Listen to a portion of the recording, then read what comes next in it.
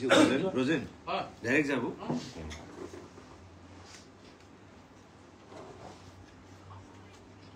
সদ্য সংবাদকৰ্মীসকল আপোনালোক সকলোকে নমস্কাৰ জনাই শ্ৰদ্ধা জনাই সমুকে আজি আমাৰ শিল্পী জুবিন গাৰ্গ তেখেতৰ মৃত্যু সন্দৰ্ভত ৰহস্যজনক মৃত্যু সন্দৰ্ভত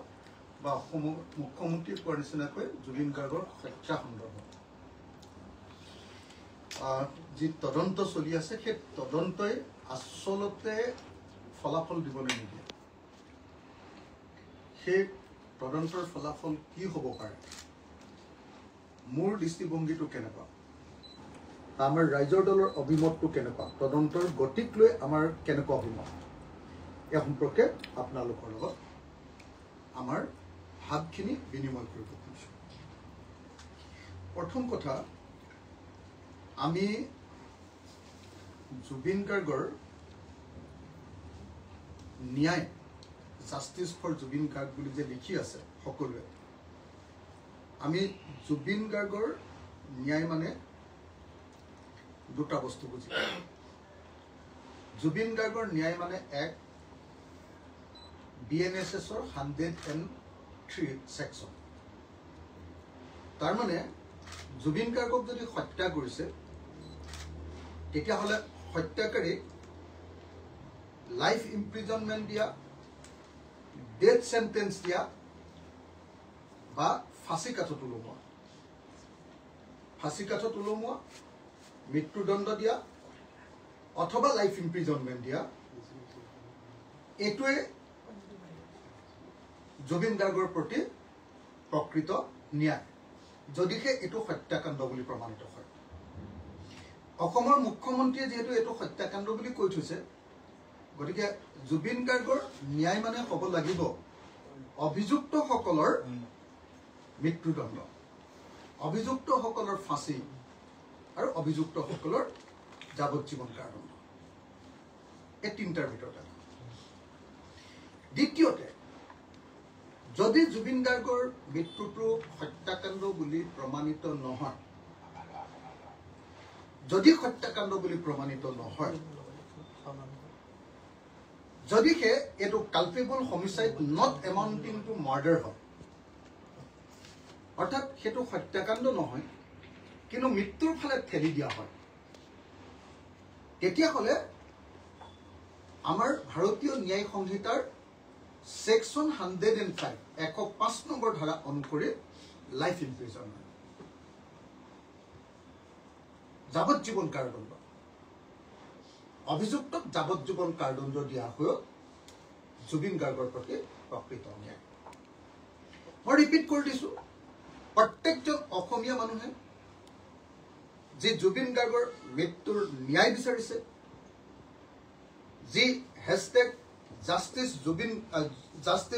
ফৰ জুবিন গাৰ্গ লিখিছে প্ৰত্যেকজন মানুহৰ এই ন্যায়ৰ অৰ্থটো হল সংজ্ঞাটো হ'ব লাগে যে যদি হত্যাকাণ্ড হৈছে জুবিন গাৰ্গৰ ওপৰত তেতিয়া হলে তেওঁক মৃত্যুদণ্ড দিব লাগে ফাঁসি কাঠত ওলমাব লাগে বা যাৱজ্জীৱন কাৰাদণ্ড দিব লাগে আৰু যদি হত্যাকাণ্ড হোৱা নাই তেওঁ মৃত্যুৰ ফালে ঠেলি দিলে উপায় অভিযুক্তসকলে তেতিয়া হলে অভিযুক্তসকলৰ যাৱজ্জীৱন কাৰাদণ্ড জীৱনত আৰু কোনোদিন জেলৰ পৰা ওলাই আহিব নোৱাৰাকৈ জেলত ৰাখি থোৱা এটোৱে হ'ব লাগে জুবিন গাৰ্গৰ প্ৰতি প্ৰকৃত ন্যায় আৰু এটো যদি ন্যায় লাগে তেতিয়া হলে ভাৰতীয় ন্যায় সংহিতা বুলি আমাৰ নতুন যিখন IPC আগতে আমি IPC বুলি কৈছিলো নতুন যিখন আইন আহিলে সেই আইনখনৰ সেকশন 105 লাইফ ইমপ্ৰিজনমেন্ট অথবা হত্যাকাণ্ড যদি হৈছে সেকশন 103 ডেথ সেন্টেন্স বা লাইফ ইমপ্ৰিজনমেন্ট এটোৱে হ'ব লাগে জুবিন গাৰ্গৰ মৃত্যুৰ প্ৰকৃত ন্যায় এতিয়া আমাৰ SIT যেটো তদন্ত কৰি আছে আমাৰ CID যেটো তদন্ত কৰি আছে এই তদন্তত জুবিন গাৰ্গৰ অভিযুক্তসকলে সঁচাকে ডেথ সেন্টেন্স পাবনে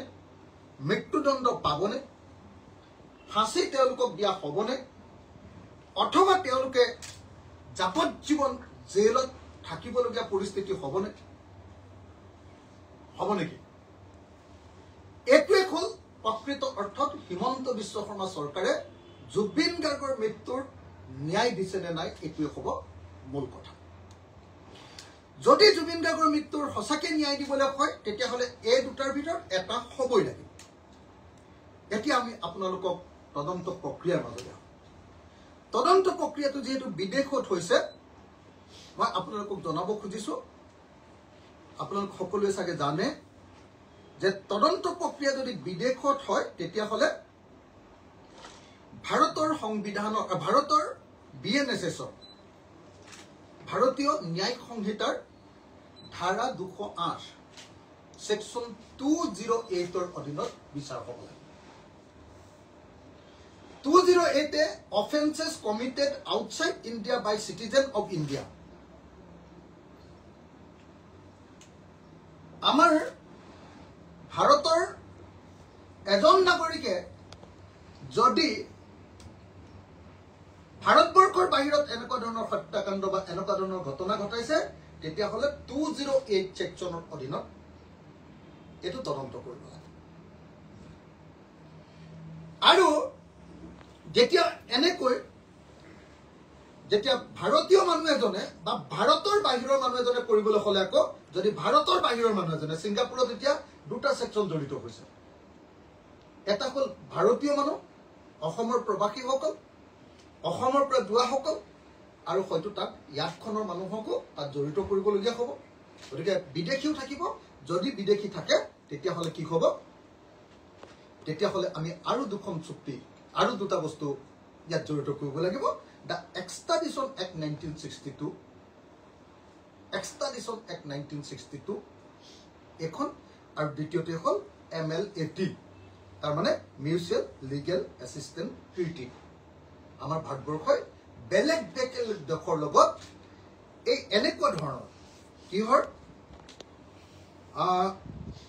গেদাৰ information exchange information to enforce criminal lodge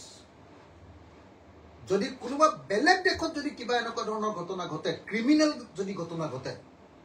criminal ল এখন বেলেগৰ দেশত যদি এপ্লাই কৰিবলৈ হয় তেতিয়াহ'লে এপ্লাই কৰিবৰ কাৰণে আমাৰ MLAT নামৰ এখন বুজাবুজিৰ চুক্তি আছে বেলেগ বেলেগ দেশৰ লগত ট্ৰিটি আছে আৰু সেই ট্ৰিটি অনুসৰি কি হয় সেইখন দেশে আমাক তথ্য দিবলৈ বা সেইখন দেশত থকা মানুহক আমাৰ দেশৰ হাতত গতাই দিবলৈ বাধ্য গতিকে এই গোটেই মই আকৌ এবাৰ কৈ দিলোঁ BNSSৰ 208 সেকশনৰ অধীনত এই বিচাৰ হয় এই বিচাৰ বিদেশী মানুহ জড়িত থাকিলে দ্য এক্সট্ৰাডিশ্যন এক্ট 1962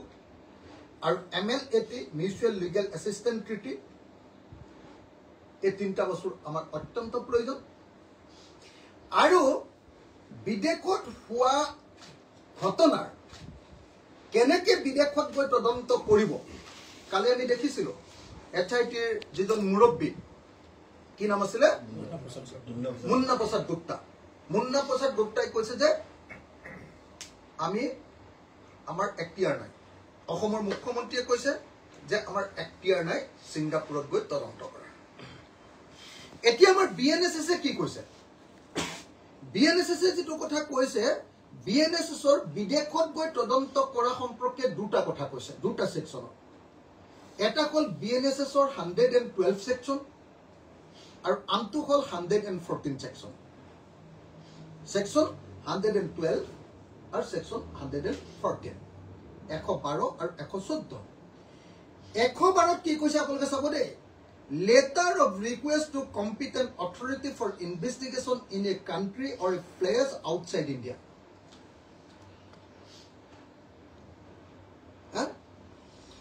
এটা মই প্ৰথমতে তাৰ আগতে 112 তো কোৱাৰ আগতে এটা কথা কৈ আহো যে 208ত কি কৈছে মই কৈছো যে বিদেশত তদন্ত কৰিবলৈ 208 সেকশনৰ ভিতৰত তদন্তটো আৰম্ভ কৰিব লাগিব 208ত কৈছে যে যদি বিদেশত এনেকুৱা ধৰণৰ ঘটনা ঘটিছে সেই গোচৰটো বিচাৰ কৰিবলৈ হ'লে ট্ৰেল আৰম্ভ কৰিবলৈ হ'লে কোৰ্টে যদি কেছটো লৈ আগবঢ়াবলৈ হয় তেতিয়াহ'লে কি কৰিব লাগিব তেতিয়াহ'লে সেন্ট্ৰেল গভৰ্ণমেণ্টৰ প্ৰিভিয়াছ পাৰমিশন লাগিব previous sanction of the central government তাৰমানে গোচৰটো কোৰ্টত চলোৱাৰ আগত সেন্ট্ৰেল গভৰ্ণমেণ্টে পাৰমিশন দিব লাগিব যেনেকৈ আমাৰ ওপৰত UAPA লগাইছিলে দেশদ্ৰোহীৰ গোচৰ লগাইছিলে তেতিয়া আমাৰ ওপৰত গোচৰ চলাবৰ কাৰণে সেন্ট্ৰেল গভৰ্ণমেণ্টৰ পৰা পাৰমিশনটো আনিব লাগে ঠিক তেনেকে ইয়াতে কি হ'ল গোচৰ চলাবৰ কাৰণে এতিয়া সেন্ট্ৰেল গভৰ্ণমেণ্টৰ পৰা পাৰমিশন আনিব লাগে 208 এক নম্বৰ গতিকে প্ৰথম কথা আমাৰ ষ্টেট গভৰ্ণমেণ্টে সেন্ট্ৰেল গভৰ্ণমেণ্টৰ পাৰমিশন অনাটো অপৰিহাৰ্য এক নম্বৰ 2 নম্বৰ সেকশন 112 কি কৈছে মই যদিও এই বাক্যটো অকমান দীঘলীয়া মই পঢ়ি দিলে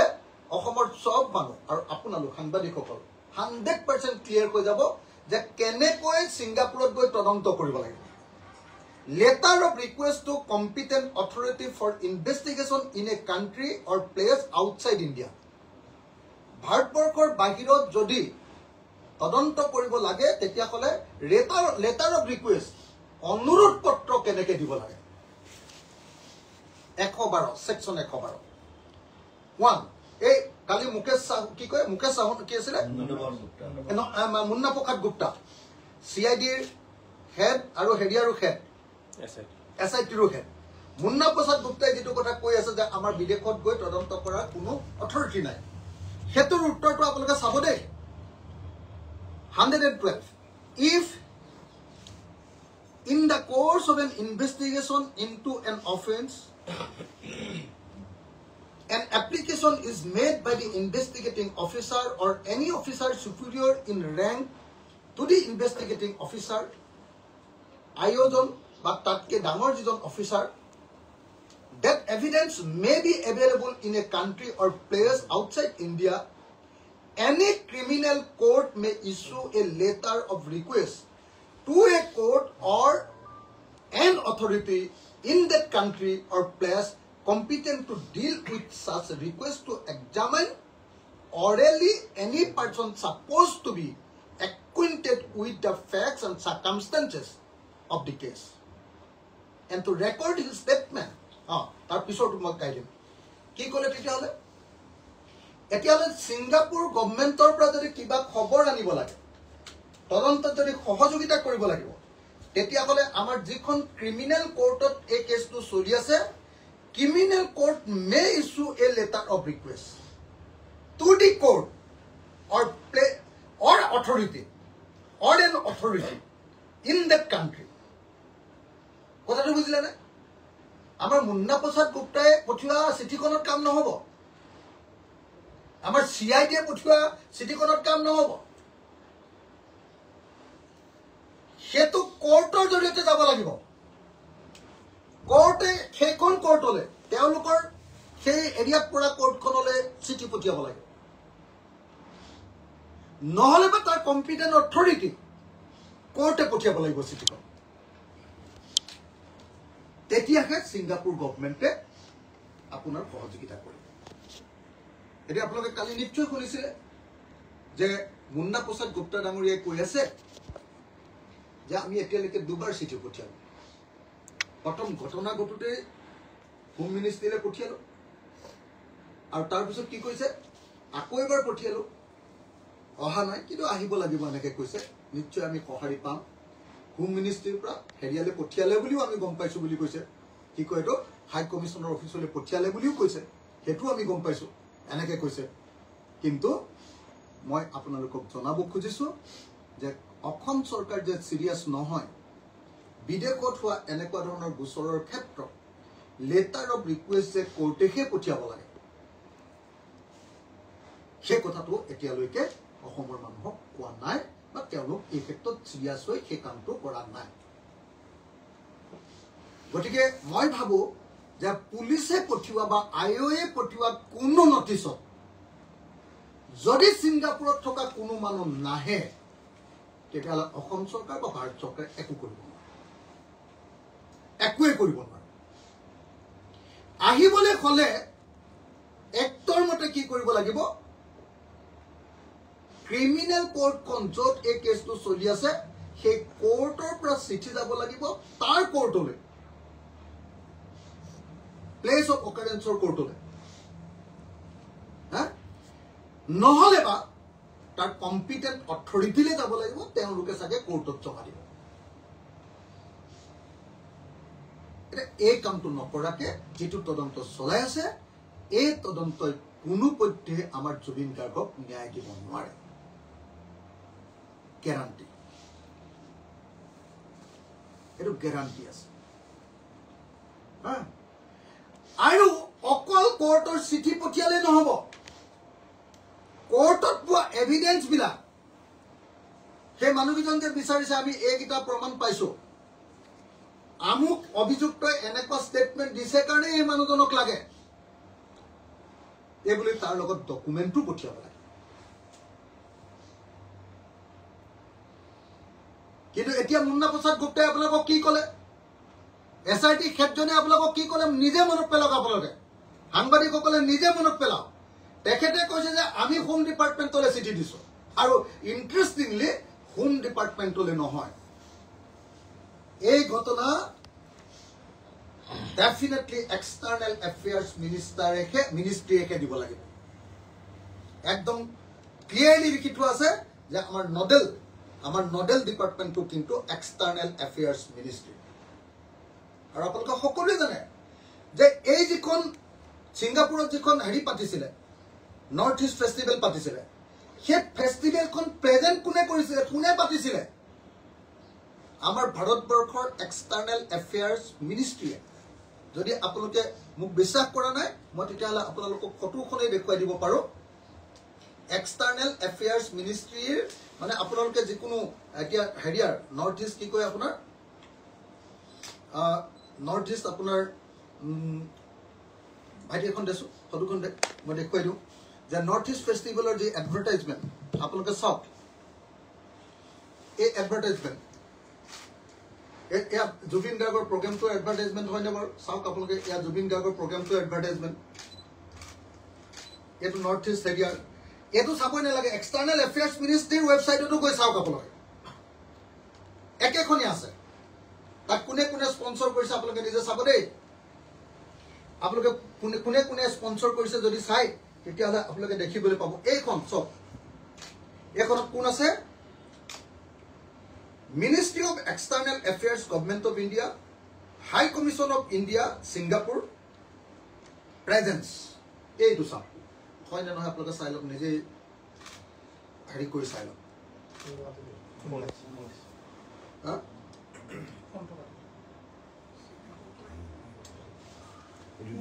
আপোনালোকে নিজে চাওক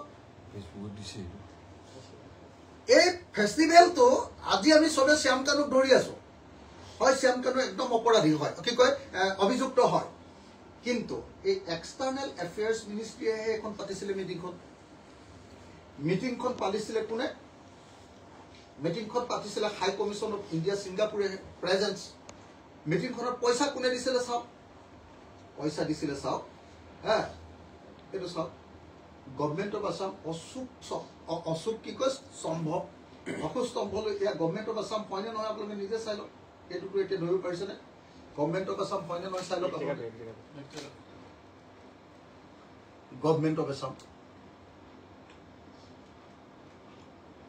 আৰু তাৰ তলত গভৰ্ণমেণ্ট অফ মিজোৰাম এইটো government of Assam government of Mizoram তাৰপিছত ওপৰতো মই আকৌ এবাৰ দেখুৱাই দিওঁ আপোনালোকে এইটো লৈ লোৱা ভাল আৰু নহ'লে মানুহবিলাকে এনেই মিছামিছি কথা কৈ থাকে চব এই মিটিংখন কোনে কোনে পাতিছিলে চব প্ৰেজেন্স বুলি আছে নে নাই চাই লওক না চবেই এতিয়াতো দেখিব পাৰিছে আপোনালোকে মিটিংখন পাতিছে এক্সটাৰ্নেল এফেয়াৰ্ছ মিনিষ্ট্ৰীয়ে ministry of external affairs and কি কয় আপোনাৰ high commission of India Singapore presence হয়নে নহয় চব এইটো দুইটাতে আছে আপুনি নিজে চাওক এক্সটাৰ্নেল এফেয়াৰ্ছ মিনিষ্ট্ৰী আপুনি 19 তাৰিখৰ হেৰিটো চাই লওক যিদিনা কেঞ্চেল কৰিছে হেৰিখন কেঞ্চেলো কৰিছে দেই এইখন হেৰি প্ৰগ্ৰেম কালচাৰেল প্ৰগ্ৰেমটোহে অকল কেঞ্চেল কৰিছে অকল কালচাৰেল প্ৰগ্ৰেমটো কেঞ্চেল কৰিছে তাত আপোনালোকে চাই লওক এক্সটাৰ্নেল মিনিষ্ট্ৰীৰ ৱেবছাইটটোত চাই লওক এবাৰ খুলি লওক হয়নে নহয় এতিয়া আমাৰ আকৌ আইঅ'এ আমাৰ আকৌ একদম হেডজনে এনকুৱাৰীৰ হেডজনে কি বুলি কৈ আছে এনকুৱাৰীৰ হেডজনে কৈ আছে যে আমি হোম মিনিষ্ট্ৰীলৈ চিঠি পঠিয়াইছো হোম মিনিষ্ট্ৰী নডেল মিনিষ্ট্ৰী নহয় যদি হোম মিনিষ্ট্ৰীলৈ তেওঁলোকে পঠিয়াইছেও হোম মিনিষ্ট্ৰীয়ে এক্সটাৰ্নেল এফেয়াৰ্ছ মিনিষ্টাৰ জৰিয়তেহে পঠিয়াব লাগে আৰু এক্সটাৰ্নেল এফেয়াৰ্ছ মিনিষ্ট্ৰীয়ে পঠিওৱাৰ উপৰিও মই আকৌ কৈ দিলো আপোনালোককতো দেখুৱাই দিলো এতিয়া যে এইটো কোৰ্টৰ কাগজ পাব লাগিব যাব লাগিছিলে কোৰ্টৰ পৰা চিঠিখন গৈছে আমাৰ CIDৰ পৰা চিঠিখন পৃথিৱীৰ কোন CIDক আপোনাৰ ছিংগাপুৰ গভৰ্ণমেণ্টে পাত্তা দিব নিজে আপোনালোকে কওক একদম প্ৰচিডিউৰেল একদম নিয়ম নজনাকে কামটো হৈ আছে এতিয়া কালি বক্তব্য শুনিলৈ আমি যেটো বুজি পালো দ্বিতীয়তে আপুনি চাওক 114 নম্বৰ BNSS ৰ সেকশন তাত কি কৈছে assistance in securing transfer of person এই যে মানুহক যে তাৰ পৰা লৈ আহিব লাগিব হেতু কি কৰিব লাগিব আপুনি শুনি লব দেই where a court in India in relation to a criminal matter desires কোনে desire কৰিব লাগিব কোনে বিচাৰিব লাগিব কোনে court of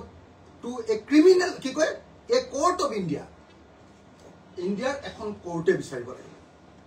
desires that a warrant for a arrest of any person to attend or produce a document or other things issued by it shall be executed any place in a contracting state hekhon dekhot it shall send such warrant in duplicate in such form to such court kale puthiabo laibo such court hekhon courtole puthiabo laibo judge or magistrate through such authority as the central government may by notification specify in this behalf and that court judge magistrate as the case may be shall cause the same to be executed nije pohilo apoloke tar pisot aru subsection aru duta ase মই গাই নাথাকো গতিকে আপোনালোকে নিজে দেখিছে যে এই তদন্ত একো ভাওনাত পৰিণত হৈছে এই তদন্তৰ জৰিয়তে আমাৰ জুবিন দাই ন্যায় নাপায় ইচ্ছাকৃতভাৱে বোধহয় এই কাম কৰি থকা হৈছে নহলে যদি অজ্ঞতাবশত কৰিছে তেতিয়াহলেতো এই অফিচাৰ্ছ বিলাকক জেলতে দিব লাগে ইমান নজনা অফিচাৰ্ছে কি ইমান ডাঙৰ তদন্ত কৰিব লাগিছে আমাৰ যুগৰ আটাইতকৈ ডাঙৰ শিল্পীজন যাৰ কাৰণে গোটেই অসমৰ মানুহ কান্দি আছে সেই মানুহজনৰ তদন্ত কৰিছে আৰু কৈছে যে আমি হোম মিনিষ্ট্ৰীৰে লিখিছো আৰে তোমালোকৰ হোম মিনিষ্ট্ৰীৰে লিখা চিঠি কোন ছিংগাপুৰে ৰিপ্লাই দিব দুবাৰ তোমালোকে সামন পঠিয়ালা নটিচ পঠিয়ালা ৰেসপন্স কৰিলে নকৰে কাৰণ নিয়মটো কি ইয়াৰ পৰা কোৰ্টৰ পৰা দিব লাগিব যদি কোৰ্টৰ পৰা যায় মিউচুৱেল এগ্ৰিমেণ্ট ট্ৰিটি অনুসৰি তেওঁলোকে ইনফৰমেশ্যন দিবলৈ বা মানুহ পঠিয়াবলৈ বাধ্য গতিকে মই আকৌ এবাৰ ৰিপিট কৰি গোটেই কথাকেইটা এটা কৈ দিছো যে জুবিনদাৰ ন্যায় প্ৰদানৰ যিটো প্ৰক্ৰিয়া এই প্ৰক্ৰিয়াটোত ন্যায় মানে হ'ল দুটাই ন্যায় হ'ব পাৰে জুবিনদাৰ প্ৰতি ন্যায় মানে হ'ল ভাৰতৰ যিখন আগতে IPC আছিলে আজিকালি BNSS বুলি কয় BNSS ৰ 103 ধাৰা অনুসৰি পানিশমেন্ট অফ ডেথ বা ফাঁসিকাট বা লাইফ ইমপ্ৰিজনমেন্ট যদি হে তেওঁ হত্যাকাণ্ড কৰা বুলি প্ৰমাণিত হয় যদি হত্যাকাণ্ড নহয় culpable homicide not amounting to murder মানুহজন মাৰা নাই হত্যা কৰি দিয়া নাই কিন্তু হত্যাৰ কাৰণে মৃত্যুৰ কাৰণে ঠেলি দিলে তেতিয়াহলে কি হ'ব তেতিয়াহলে লাইফ ইমপ্ৰিজনমেন্ট তাৰ মানে যিবিলাক আমাৰ অভিযুক্ত সেই অভিযুক্তবিলাকে হয় মৃত্যুদণ্ডৰ নিৰ্দেশ পাব লাগিব কোৰ্টৰ পৰা নহলে লাইফ ইম্প্ৰিজনমেণ্ট এই দুটাই হ'ব একমাত্ৰ আমাৰ জুবিন গাৰ্গৰ প্ৰতি ন্যায় কিন্তু সেই ন্যায় পাবৰ কাৰণে তেওঁলোকে যিটো নিয়মৰ মাজেদি যাব লাগে নিয়মকেইটা কি বিএনএছএছৰ নিয়মকেইটা হ'ল 208 বিদেশৰ লগত কেনেকৈ কথা বাৰ্তা পাতিব লাগে ভাৰতবৰ্ষৰ বাহিৰত কেনেকৈ কথা পাতিব লাগে বিদেশত ঘটা ঘটনাটো কেনেকৈ কৰিব লাগে তাৰ পুৰা 208 সেকশনত লিখি থোৱা আছে বিএনএছএছ 208 তাৰ পাছত কেনেকৈ চিঠি পঠিয়াব লাগে বিদেশলৈ সেই কথাটো লিখা আছে বিএনএছএছ 112 য'ত লিখি থোৱা আছে যে আমাৰ কম্পিটেন্ট কোৰ্টে সেই চিঠিখন পঠিয়াব পাৰে এতিয়া আমাৰ CID চিঠি পঠিয়াই আছে কোন ডিপাৰ্টমেণ্টলৈ পঠিয়াব লাগিব এক্সটাৰ্নেল এফেয়াৰ্ছৰ জৰিয়তে দুইটা প্ৰক্ৰিয়া হ'ল তাৰ পাছত যদি মানুহ আনিব লাগে তাৰ পৰা মানুহ ধৰি আনিব লাগে সেকশন 114 114 নম্বৰ ধাৰা অনুসৰি কোৰ্টৰ পৰা ৱাৰেণ্ট যাব লাগিব কোৰ্টৰ ৱাৰেণ্ট তাত থকা অসমীয়া মানুহকেইটাৰ কাৰণেও প্ৰবাসী অসমীয়া কেইজনৰ কাৰণেও আৰু তাত থকা ছিংগাপুৰৰ বাসিন্দা যেনেকৈ ধৰক সেই ইয়াতখনৰ কেপ্টেইনজন তেওঁকো আনিব পাৰিব একদম ক্লিয়াৰলি লিখি থোৱা আছে MLT ক্লিয়াৰলি কৈ দিছে যে এইটো দিবই লাগিব ইনফৰমেশ্যনখিনিও দিব লাগিব আৰু হেৰিও দিব লাগিব কি কয় মানুহ উঠিব লাগিব MLT পুৰা লিখি থোৱা আছে দিবই লাগিব আমাৰ ইয়াৰো কিবা ঘটনা হৈছিলে তেওঁলোককো দিব লাগিব এইটো লিখি থোৱা আছে দিবই লাগিব তাৰ কাৰণে মই আকৌ ক'লো দুখন গুৰুত্বপূৰ্ণ নথি এখন হ'ল দ্য এক্সট্ৰাডিশ্যন এক্ট 1962 বন্দী প্ৰত্যৰ্পণ আৰু কোনখন MLAT mutual legal assistance treaty এই দুখন কাৰ্যকৰী কৰিব লাগিব এতিয়া মই আইনগত কথাকেইটা আপোনালোকক এইখিনিতে সামৰো এটা প্ৰেক্টিকেলি আমি যে কৈ আছো যে জুবিনদাৰ এই গোচৰটো প্ৰকৃত ন্যায় নাপায় কেতিয়াও নাপায় মই আপোনালোকক আজি লিখি দিব পাৰো আপোনালোকক মই গ্যাৰান্টি দি আছো যি ধৰণে তদন্ত চলি আছে এই তদন্তত জুবিন গাৰ্গে ন্যায় নাপায় কেলে নাপায় ভাৰতীয় আইন অনুসৰি ভাৰতীয় আইন মতে যদি আপুনি ভাৰতীয় আইনত মতে তদন্ত কৰে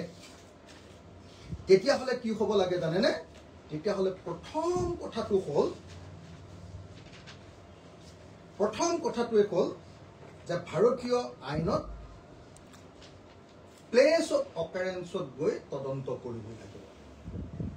য'ত ঘটনা ঘটিছে তাত গৈ তদন্ত কৰিবই লাগিব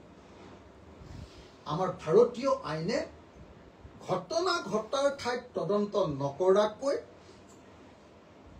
তদন্ত কৰাৰ কোনো সিস্টেম আমাৰ ভাৰতীয় আইনত নাই কিন্তু এতিয়ালৈকে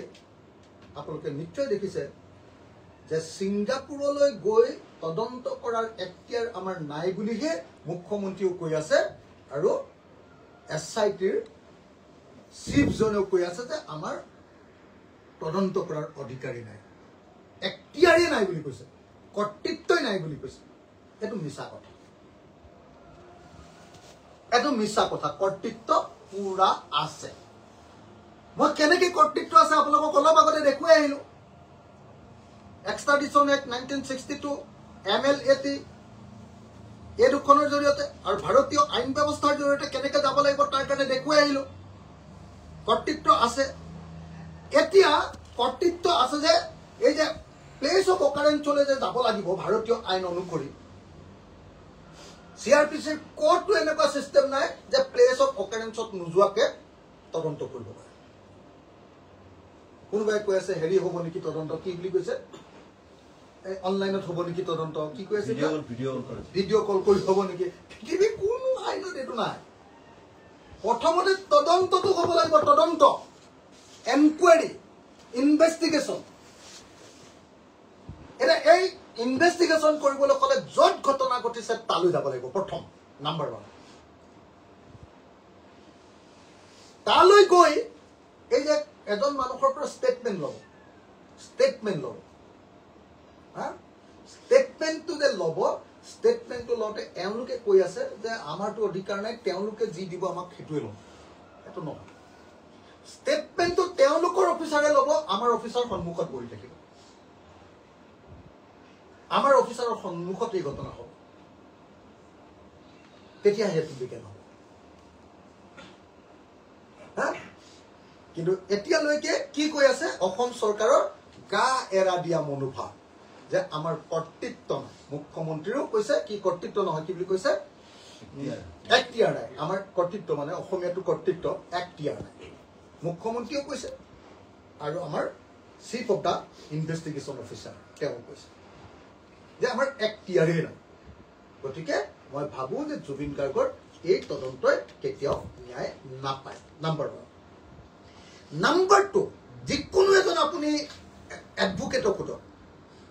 যি ক্ৰিমিনেল কেছ কৰে যি হত্যাকাণ্ডৰ কেছ বা এনেকুৱা মানুহৰ মৃত্যু ঘটাৰ কেছ কৰে যিকোনো এজনক কওক সোধক আপুনি যে হত্যাকাণ্ড বা মৃত্যুৰ ঘটনাত ইনভেষ্টিগেশ্যন অফিচাৰে গৈ স্কেচ মেপ আঁকিবই লাগিব স্কেচ মেপ যদি নবনায় স্কেচ মেপ জানে নহয় আপোনালোকে সাংবাদিকবিলাকেও জানে স্কেচ মেপ তাৰমানে এইটো ঠাইত মানুহজন আছিলে এইটো ঠাইত জাপ মাৰি দিছিলে এইটো ঠাইৰ পৰা এইটো ঠাইলৈ সাঁতুৰি গৈছিলে এইটো ঠাইৰ পৰা সাঁতুৰি আকোঁতে এইডোখৰতে ৰৈ গ'ল সেই ৰৈ যোৱাৰ পাছত তেওঁ এইডোখৰৰ পৰা উদ্ধাৰ কৰিলে উদ্ধাৰ কৰি আনি এইখনত উঠালে এইখনৰ পৰা এইডোখৰলৈ লৈ গ'ল এই যিটো স্কেচ মেপ কেনেকৈ ঘটনাটো ঘটিলে এই স্কেচ মেপটো যেতিয়ালৈকে নবনাব তেতিয়াহ'লে এই স্কেচ মেপ নাথাকিলে লগে লগে বেনিফিট অফ ডাউট বুলি কয়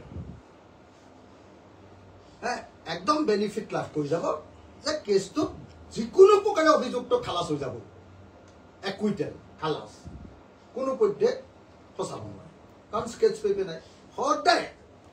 হাইকোৰ্ট বা সুপ্ৰিম কোৰ্টলৈ গুচি গ'লে হ'ল এই স্কেচ পেপ নাই গুচি যাম কথাটো বুজিলে গতিকে মই আপোনালোকক এটাই কথা ক'লো সেইটো লাগিব তৃতীয়তে এই গোটেই তদন্তটো কৰিব লাগিব চেণ্ট্ৰেল গভৰ্ণমেণ্টে ষ্টেট গভৰ্ণমেণ্টৰ কিন্তু অথৰিটি নাই আপোনালোকে মই আইনখন পঢ়ি থাকোঁতে নিশ্চয় সুধিছিলে চেণ্ট্ৰেল গভৰ্ণমেণ্টে কৰিব লাগে সেইকাৰণে চেণ্ট্ৰেল গভৰ্ণমেণ্টৰ পৰা পাৰ্মিশ্যন আমাৰ CIDয়ে এনেই তদন্তটো কৰিব পাৰিব কিন্তু তদন্ত কৰোঁতেও তালৈ যাওঁতে ইণ্ডিয়ান অফিচাৰক আমি লগত লৈ যাবই লাগিব চেণ্ট্ৰেল গভৰ্ণমেণ্টক লগত লৈ যাবই লাগিব সেইকাৰণে আমি বাৰম্বাৰ কৈ আছো যে তদন্ত যদি কৰিবলৈ কয় বিদেশত তেতিয়াহ'লে এইটো কোনে কৰিব লাগিব CBI পৃথিৱীত CBIক চবে চিনি পায় CBI বুলি এটা এজেঞ্চি আছে আমাৰ CID গ'লে মানে আপুনি নিজে ভাবক যে CIDয়ে গৈ ছিংগাপুৰত তদন্ত কৰিব পাৰিব চিষ্টেমটোৱে নাজানে বাদেই দিয়ক তাক পাৰিব নেকি CBI তদন্ত কেলে বিচাৰিছিলে হেৰিয়ে আপোনাৰ কি নাম কয় এইটো মহন্ত শ্যামকানু মহন্তই যে CBI তদন্ত বিচাৰিছিলে তেওঁ গম পাইছিলে যে অসমত যদি তদন্ত কৰিবলৈ হয় তেওঁ মাৰ খাই মৰিব গতিকে CBI তদন্ত কৰিবলৈ তেওঁ বাচি যাব আৰু তেওঁ CBI তদন্ত হ'লে এইটোতো প্লেচ অফ অকাৰেঞ্চ যিহেতু তাতে গতিকে দিল্লীতো কেছটো হ'ব পাৰে তেওঁ বাচি যাব কিন্তু যেতিয়া এওঁলোকে দেখিলে যে নহয় অসম চৰকাৰে যিটো তদন্ত চলিছে এইটো ভেকু ভাওনা এইটোত একুইটেল তেওঁলোকে পাবই তেতিয়া তেওঁলোকে কোৰ্টৰ পৰা কেছটো উঠাই লৈ আহিলে শ্যামকানু মহন্তই কোৰ্টৰ পৰা কেছটো উঠাই লৈ ঠিক আছে অসম গভৰ্ণমেণ্টৰ তদন্তই ভাল বুজিছেনে কেলে তদন্তটো যে ভুল পথেৰে গৈ আছে এই কথাটো DGP থকা ঘৰখনে নজনাকে পৃথিৱীত কেতিয়াও নাথাকে গতিকে এই ঘৰখনে কি কৰিলে সুপ্ৰিম কোৰ্টৰ পৰা কেছটো উঠাই আনিলে আমাৰ মুখ্যমন্ত্ৰীয়ে কথাবিলাক বুজি নাপায় বা ইচ্ছাকৃতভাৱে এই গোটেই বছৰটোত শ্যামকানুক ৰেহাই দিবৰ কাৰণে আল্টু ফাল্টু কথা কৈ আছে এতিয়া আটাইতকৈ ডাঙৰ কথা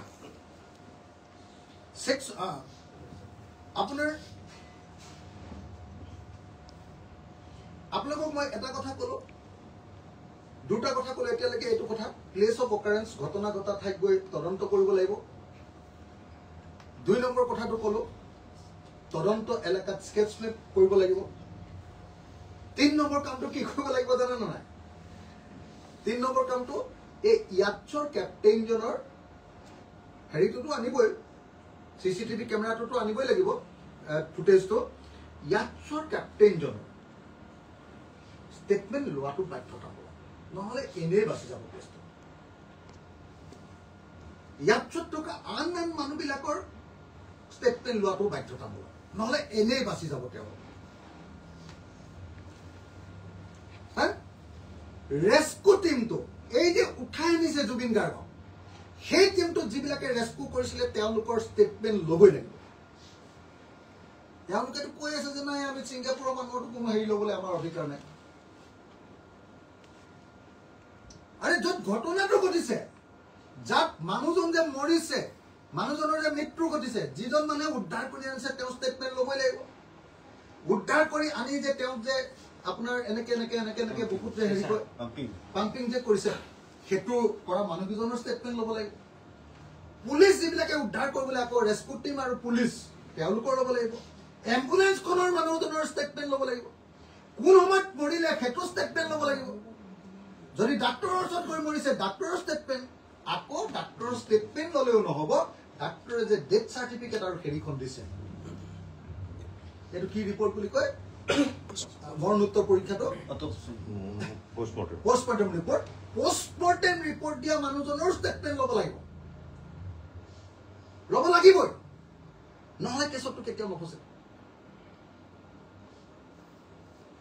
নহ'লেতো কেছতে নফচে কোনো মানুহ আপোনালোকে জানে গাড়ী ড্ৰাইভাৰ যিকেইজনে সেই মানুহজনক উঠাই আনিছিলে তেওঁ ষ্টেটমেণ্ট ল'ব লাগিব হা এইবিলাক যদি নকৰে তেতিয়াহ'লে এই তদন্তত কেতিয়াও কোনো মানুহ কেতিয়াও নফচে আমিতো ভাই গোটেই জীৱন মোৰ ওপৰত 165টা গোচৰ আছে আমিতো বুঢ়া হৈ গৈছো কেছ খেলি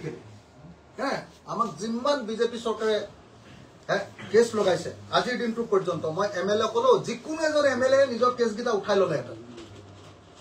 চৰকাৰৰ লগত বুজাবুজি কৰি নিজৰ কেছকেইটা উঠাই ল'লেহেঁতেন মোৰ 165টা কেছেই খেলি আছো ন তাৰে কিছু একুইটেলো পাইছো এইটো বেলেগ কথা হা কিন্তু 165টাৰ ভিতৰত 165টা কেছেই খেলি আছো আমাৰ সেইকাৰণে অভিজ্ঞতা আছে আমি মোটামুটি লবিলাক পঢ়িব জানো বুজি পাওঁ আৰু ল পঢ়ি দেখিছো আৰু মোৰ এডভোকেটৰ লগত কথা পাতি দেখিছো আৰু এডভোকেটৰ উপৰিও গুৰুত্বপূৰ্ণ যিবিলাক প্ৰশাসক আছে এডমিনিষ্ট্ৰেটৰ ডাঙৰ অফিচাৰ তেওঁলোকৰ লগত কথা পাতি বুজি উঠিছো যে আমাৰ গোটেই তদন্তটো সম্পূৰ্ণৰূপে এটা প্ৰশাসন এটা ভুৱা তদন্ত চলি আছে আৰু এই তদন্তৰ জৰিয়তে কেতিয়াও জুবিন গাৰ্গে ন্যায় নাপায় আকৌ এবাৰ কৈ দিছো জুবিন গাৰ্গৰ ন্যায় মানে দুটাই হয় মৃত্যুদণ্ড অভিযুক্তৰ নহ'লে যাৱজ্জীৱন কাৰাদণ্ড আৰু এতিয়া যিটো তদন্ত চলি আছে এইটো যাৱজ্জীৱন কাৰাদণ্ডও বাদ দিয়ক মৃত্যুদণ্ডও বাদ দিয়ক 1 বছৰৰ কাৰণেও কোনেও কাকো জেল খুৱাব নোৱাৰে 1 বছৰৰ কাৰণেও কোনেও কাকো জেল খুৱাব নোৱাৰে কাৰণ প্লেচ অফ অকাৰেঞ্চত তদন্ত নকৰাকে কেতিয়াও ভাৰতীয় আইনে তদন্ত কৰাৰ কোনো নিয়ম বান্ধি দিয়া নাই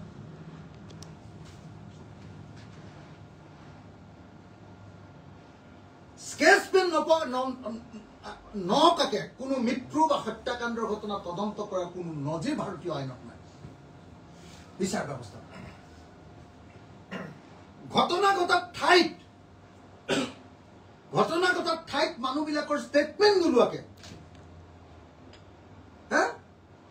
সেই তাৰ পৰা কিবা এটা CCTV কেমেৰা ফুটেজ পঠিয়াই দিব তাৰ ওপৰত ভিত্তি কৰি অভিযুক্তক শাস্তি দিয়াৰ ঘটনা পৃথিৱীত কতো হোৱা নাই আৰু কতো নহয় গতিকে যিসকলে সঁচাসঁচিকে জুবিন গাৰ্গৰ ন্যায়ৰ কাৰণে লাগি আছে তেওঁলোকে কথাটো বুজিব লাগে ন্যায় মানে কি ন্যায় মানে হ'ল হয় মৃত্যুদণ্ড অভিযুক্ত নহ'লে যাৱজ্জীৱন কাৰাদণ্ড তাতকে যদি কমাই দিয়ে তেতিয়াহ'লে বুজিব লাগিব যে জুবিন গাৰ্গৰ প্ৰতি ন্যায় দিব খোজা নাই হা আৰু এতিয়া যিটো চলি আছে তাত ন্যায়টো পাব নে নাপাব মই কম যে এতিয়া যিটো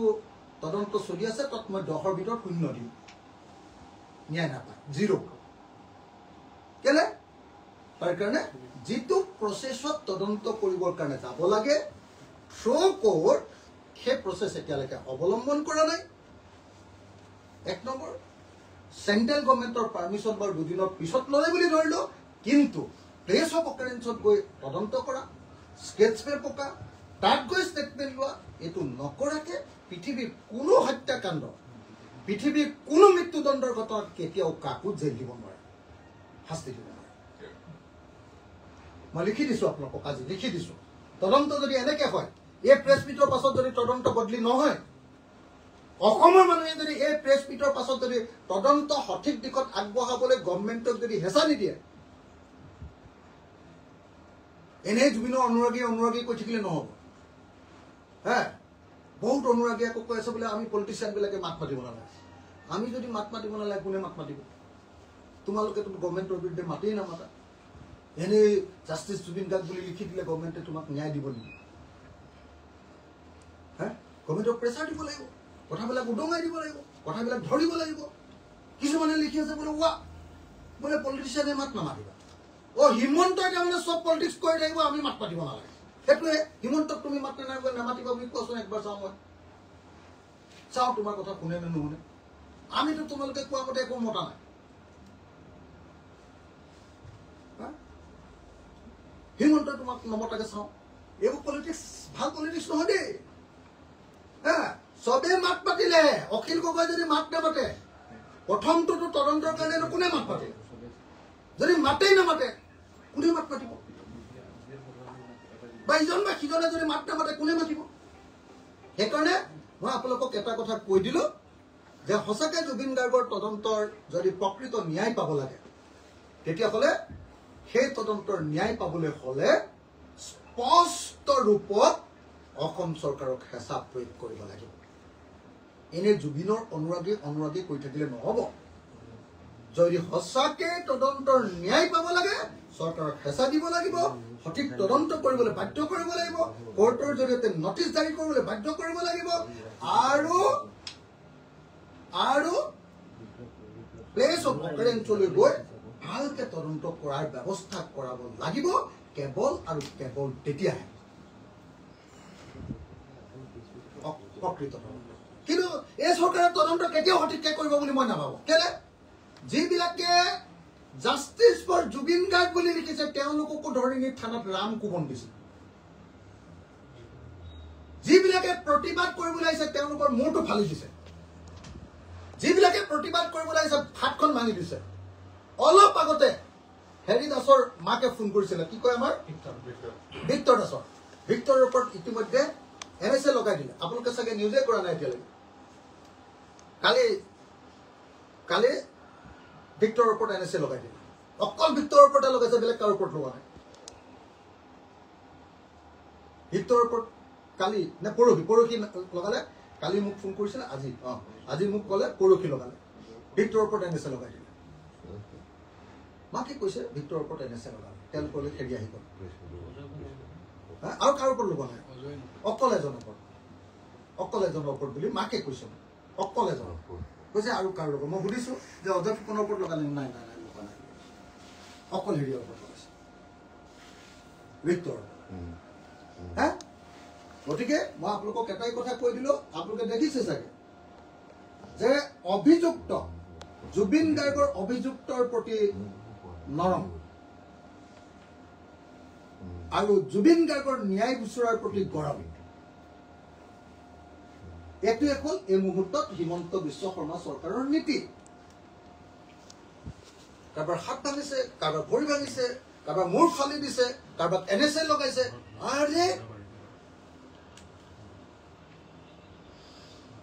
আৰে কি পৰিস্থিতি হৈছে।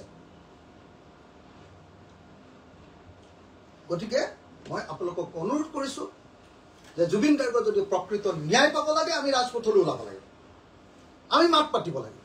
আমি প্ৰতিবাদ কৰিব লাগিব, চৰকাৰক হেঁচা দিব লাগিব। হেঁচা দিয়াৰ ঢেৰ নিয়ম হ'ব পাৰে, বেলেগ বেলেগ নিয়মেৰে হেঁচা দিয়ক। হেছটেগ জুবিন গাৰ্গটো এটা নিয়ম হ'ব পাৰে,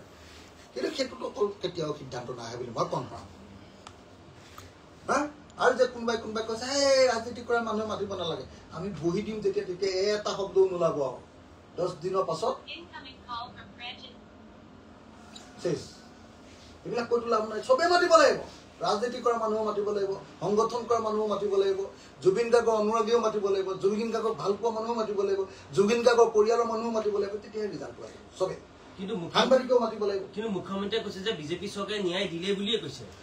মানে চৰকাৰ হিমন্ত বিশ্ব শৰ্মাই কৈছে যে ন্যায়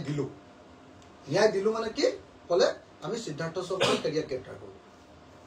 কি কয় আপোনাৰ আমি গ্ৰেপ্তাৰ কৰিলোৱে কৈছে অভিযুক্তবিলাকক মেইন অভিযুক্ত গ্ৰেপ্তাৰ কৰিলো আমি ন্যায় দিলোৱে তাৰমানে অৰ্থটো হ'ল যে জুবিন গাৰ্গক ন্যায় দিবৰ কাৰণে হিমন্ত বিশ্ব শৰ্মা মন যে নাই আৰু ইয়াতে যে গোচৰটো সামৰিলে আৰু এতিয়া এটাই কাম কৰিব আৰু আপোনালোকে লিখি থৈ দিয়ক মই সংবাদ মাধ্যমৰ জৰিয়তে ৰাজহুৱাকে কৈছো এটাই কাম কৰিব কি কৰিব ইলেকশ্যনৰ দিনটোলৈকে কানি মুনি কিবা কিবি কৰি এতিয়াতো যিকেইটা কেছ লগাইছে সেইকেইটা কেছততো ইলেকশ্যনলৈকে ৰাখিবও নোৱাৰে শ্যামকানু মহন্ত মই কনফাৰ্ম কৰি দিছো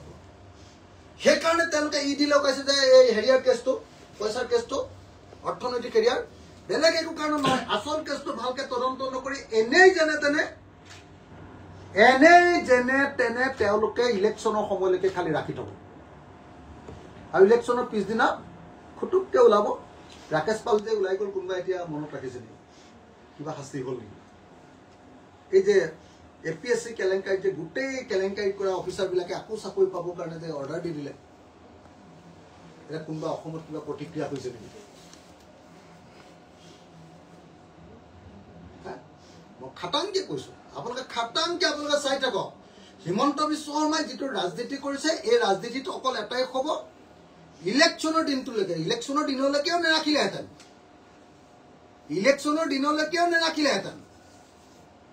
ইলেকশ্যনৰ দিনটোলৈকে এতিয়া মানুহে যিটো বেয়া পাব ভোট ভাগিব ইলেকশ্যনৰ দিনলৈকে যেনে তেনে ইহঁত দুটাক ৰাখি থব আৰু ইলেকশ্যনৰ পিছত ফুটুমকে ওলাই যাব কোনো গমো নাপাব আৰু তাৰপিছত দেখিব যে কোনোবা দিন বিজেপিৰ পৰাই ইলেকশ্যন খেলিছে তেওঁলোকক ৱাশ্বিং মেচিনটোত সোমাব আৰু এইফালেদি ওলাব আৰু আকৌ পদুম ফুলত তেওঁ আকৌ MLA হয় নহয় চাব আপোনালোকে এইফালেদি সোমাব ৱাশ্বিং মেচিনত ইফালেদি ওলাব ইফালেদি পদুম ফুল লৈ এনেকে আহি যাব